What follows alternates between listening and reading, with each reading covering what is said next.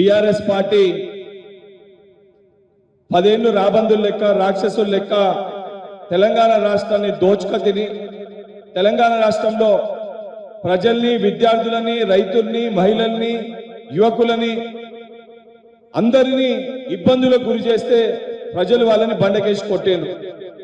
ఈరోజు సిగ్గుశరం లేకుండా వాళ్ళ 10 ఏళ్ల పాలన చాలా అద్భుతంగా ఉందనే విధంగా కాంగ్రెస్ పాలనలో ఏదైతే న్యాయం యువకులకి జరుగుతలేదని చెప్పి ఈరోజు ఏదైతే సంగ్రామ సదస్సు అని చెప్పి సరూర్ నగర్ లో ఏదో కార్యక్రమాన్ని ఏర్పాటు చేశారు.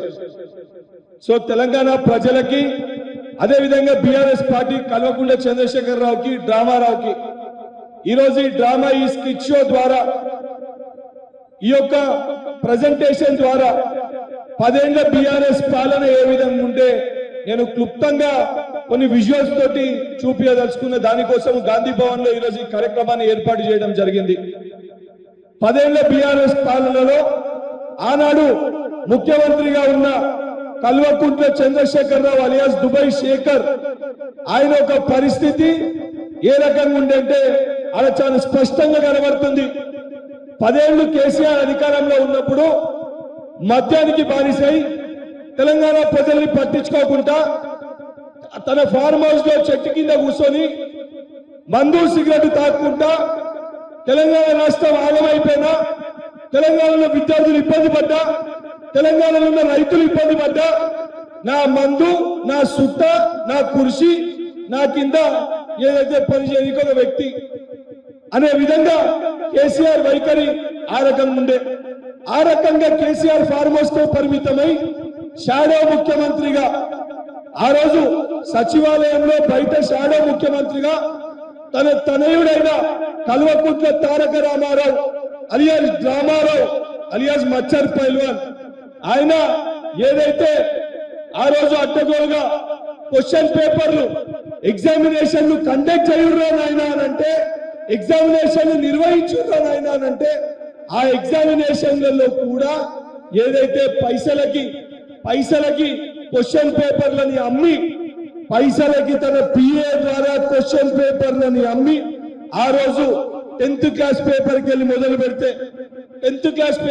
మొదలు పెడితే ఎంసెట్ ఇంటర్మీడియట్ ఈజీపీఎస్సి దాంట్లో CDPO EO group 1 group 2 group 3 అంటే 10వ తరగతి పిల్లల పేపర్లకు వెళ్ళి మొదలు పెడితే గ్రూప్ 1 ఎగ్జామినేషన్ వరకు కూడా ప్రతి పేపర్ ని కూడా ఏదైతే అంగట్లో సరుకులు అమ్మినట్టు పైసలు తీసుకొని పేపర్లన్నీ అమ్మి ఆగం చేసిండు. ఆగం చేస్తే ఏమైంది? కేసీఆర్ బాగానే ఉన్నాడు మందు దాక్కుంటూ, కేటీఆర్ బాగానే ఉన్నాడు ఏసీ రూమ్లలో కూర్చుంటూ పేపర్లమ్మి. ఆగమైంది ఎవరు? తెలంగాణ రాష్ట్రంలో ఉన్న యువకులు విద్యార్థులు పిల్లలు ఆగమై వాళ్ళు ఆత్మహత్యలు చేసుకునే పరిస్థితి ఏర్పడ్డది. తెలంగాణ రాష్ట్రంలో ఉన్న యువకులు బోడా సునీల్ నాయక్ కానీ అసంపల్లి మహేష్ కానీ శ్రీకాంత్ కానీ షబ్బీర్ కానీ ఆ రోజు రకంగా వందలాది మంది పిల్లలు తెలంగాణలో ఉన్న యువకులు తెలంగాణలో ఉన్న విద్యార్థులు పాపం మాకు ఉద్యోగాలు వస్తాయని చెప్పి నమ్మితే వాళ్ళ పేపర్లు లీక్ అయితే ఆ లీకులైన కారణంగా వందలాది మంది విద్యార్థులు ఆత్మహత్యలు చేసుకొని ఆత్మ బలిదానాలయ్యారు. ఇది బీఆర్ఎస్ పార్టీ పరిపాలన. ఆ రాష్ట్రంలో స్పష్టంగా ఇక్కడ చాలా క్లియర్గా ఉంది. ఏదైతే బోడా సునీల్ నాయక్ గాని ఆసంపల్లి మహేష్ గాని శ్రీకాంత్ గాని షబ్బీర్ గాని ఏ రకంగా ఆ రోజు ఇబ్బంది పడి బాధితులైనో ఈడ చాలా స్పష్టంగా బీఆర్ఎస్ హయాంలో లీకైన ప్రతి పేపర్ అది 10th SSC పేపర్ గాని ఇంటర్మీడియట్ పేపర్ గాని ఎంసెట్ పేపర్ గాని దానితో పాటు ఈజీపీఎస్సీ పరిధిలో గ్రూప్ 1 ఎగ్జామినేషన్ గాని గ్రూప్ 2 గాని గ్రూప్ 3 గాని గ్రూప్ 4 గాని అదే విధంగా వివిధ మొత్తం 16 ఎగ్జామినేషన్లు లీక్ అవ్వడం జరిగింది. ఇది 10 ఏళ్ల బీఆర్ఎస్ పాలన. కేసీఆర్ రాక్షస 10 ఏళ్ల పాలన. ఆత్మహత్యలు, పేపర్ లీకులు, ఏదైతే పేద ప్రజల ఆత్మఘోష, ఇది బీఆర్ఎస్ 10 ఏళ్ల పాలన పరిస్థితి. మేము అధికారంలోకి వచ్చినాక ఏదైతే చాలా స్పష్టంగా 2.5 ఏళ్ల కాంగ్రెస్ పరిపాలనలో ఈరోజు సిగ్గు శరం లేకుండా కనీసం ఇంగిత జ్ఞానం లేకుండా ఏదైతే 10 ఏళ్ళు విద్యార్థులని పట్టించుకోక విద్యార్థుల దగ్గరికి వెళ్ళని వాళ్ళు, విద్యార్థులని పరామర్శించని వాళ్ళు, వాళ్ళ ఎమ్మెల్యేలు, వాళ్ళ మాజీ ఎమ్మెల్యేలు చెన్నూరు నియోజకవర్గంలో ఆత్మహత్య చేసుకుంటే ఆ రోజు బల్కసుమన్ లేడు. ఆ రోజు హుజరాబాద్ లో షబ్బీర్ ఆత్మహత్య చేసుకుంటే కౌశిక్ రెడ్డి లేడు.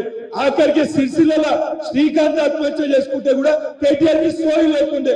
మా 2.5 ఏళ్ల పరిపాలనలో ప్రజలు కోరుకునే విధంగా, ప్రజలు ఆశించిన విధంగా, ప్రజలు కావాలనుకునే విధంగా చాలా స్పష్టంగా ఏదైతే టీజీపీఎస్సీని ప్రక్షాళన చేశామో, టీజీపీఎస్సీని ప్రక్షాళన చేసి ఏదైతే కొలువుల జాతరని కాంగ్రెస్ పార్టీ చేసింది, కొలువుల జాతర 80,000 పైచిలకు 80,969 ఉద్యోగాలని ఏదైతే వివిధ డిపార్ట్మెంట్లకు సంబంధించి అది టీజీపీఎస్సీ కానివ్వండి, ఏదైతే డిఎస్సి కానివ్వండి, ఎలక్ట్రిసిటీ డిపార్ట్మెంట్ కానివ్వండి, పవర్ సెక్టర్ డిపార్ట్మెంట్ కానివ్వండి, దానితో పాటు పోలీస్ రిక్రూట్మెంట్ బోర్డు కానివ్వండి, హెల్త్ సెక్టర్ కానివ్వండి, ప్రతి ఒక్క దాన్ని కూడా ఇచ్చి ఈరోజు విద్యార్థులందరూ కూడా సంతోషంగా ఏదైతే ఈ కొలువుల జాతరలో పాల్గొనడం జరిగింది.